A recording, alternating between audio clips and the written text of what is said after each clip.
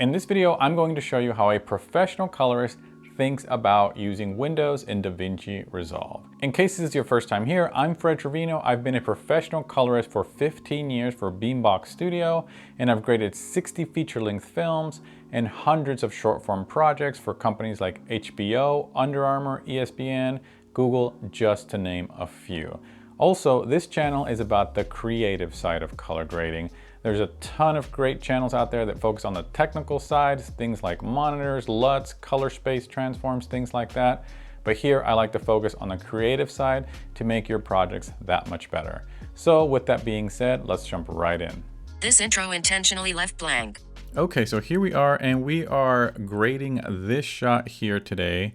And the whole purpose of this lesson is that a lot of times, we get not very interesting footage. It's either because it was shot maybe with a LUT baked in, things happen in the real world. A lot of times wide shots are the hardest to light. Common scenarios of me having to grade footage like this is it was the last shot of the day. They had 30 minutes to light it, or they had very little time to light it, and they just had to throw something up and shoot it. And then you're just kind of left with something like this. It's pretty dark. There's no shape to it. There's nothing interesting about it. And it's just very little to work with. So this is kind of a tough scenario, and let me show you what I did. Because again, the purpose of this video is to kind of show you how to use windows so that you can add shape to your image and make a shot go from looking kind of flat and boring to something that's a little bit more appealing and a little bit nicer to look at. So I'm just going to take you through the different steps. The first one is a very basic, just base adjustment here. We're just going to go through these very quickly. It was very dark. It was dark here, and I just boosted it up a little bit. And then the next one, I did an HSV saturation. Okay. And again, the purpose of these are not necessarily working with base grade, so I won't go into too much detail here. Okay, and the next thing I did had the biggest impact on this shot, and that is adding light rays. So if I were to turn this on, you can see the effect that has. Go into full screen, before, after, and you can see it's, now it has a little bit more of an intentional look. It looks like it was actually lit. And the way I did that was a combination of drawing a window and then using the OFX plugin called Light Rays. And that was simply by, first drawing the window, telling Resolve where I want the light rays to come from. Because if I turn this off, it literally creates light rays from anything that's a highlight. So anything in the shot, if I were to adjust, for example, the length of the rays, you can see it just does it all over the room, which can get confusing. So the first thing I did was draw this window here, which tells Resolve that I only want the light rays to come from this direction that's inside the box, or in other words, the window, which makes perfect sense. And then I made adjustments to the source threshold, which basically tells you how bright or dark you want the light rays to be. And I just found that level of luminance to be kind of my sweet spot. And then I adjusted the position of the light rays, because you can actually, make them go in any position you want. And again, that seemed the most natural coming from the window. And then lastly, I also adjusted the length and the type of light rays that we have. Really, it was more of a length adjustment. You see, by default, they were coming from the window, and I just chose to kind of extend them out like that. And that created that light rays effect that just kind of make this more interesting, draw the attention to the characters here playing the piano, and that probably had the biggest impact of all.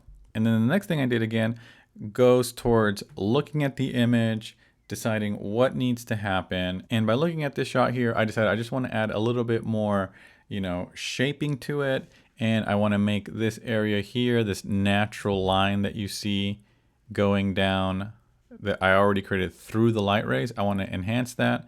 So I just created a negative fill here and made that area a little darker. See, before, after, just adding more shape to the image. And again, knowing what the focal point is, which is these two characters down here. And I kept that idea going.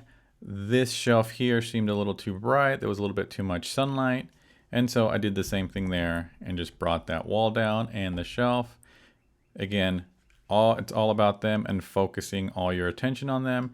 And really the way I did both of these here was simply by, again, drawing, a window here with this tool and then just adjusting the exposure. In my case, I did the HDR overall exposure adjustment for the negative fill at the top and then also for the shelf here, which I used this gradient window here. And then in the HDR window, I also lowered the overall global exposure to kind of create that look.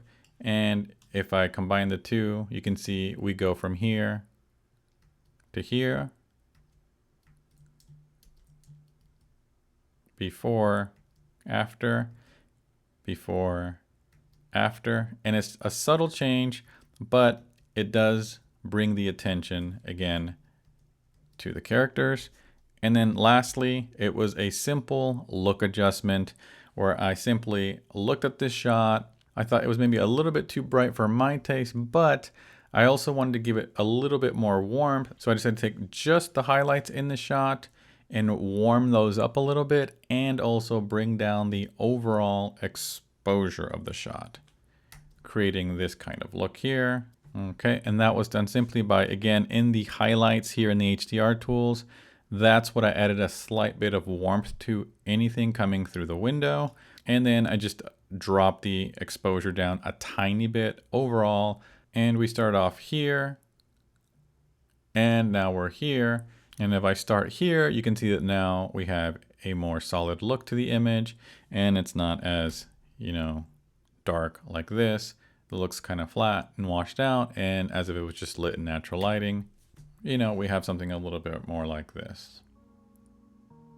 All right, guys, so that was it. I hope you learned something. Again, this was mainly to show you how a colorist thinks, not necessarily to take what I showed you and replicate it in all of your projects or always use light rays for windows or for bright spots in your videos or whatever you're shooting.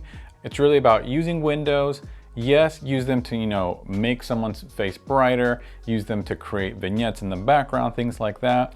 But just remember that you can use all different types of windows to shape the scene, shape the lighting, shape a character's face, shape a wide shot, things like that, to take your shots from a kind of boring, bland shot for whatever reason and just make it look like it was very well lit, how it has interest, it has intrigue, and it makes the story that much stronger. So again, I hope you learned something.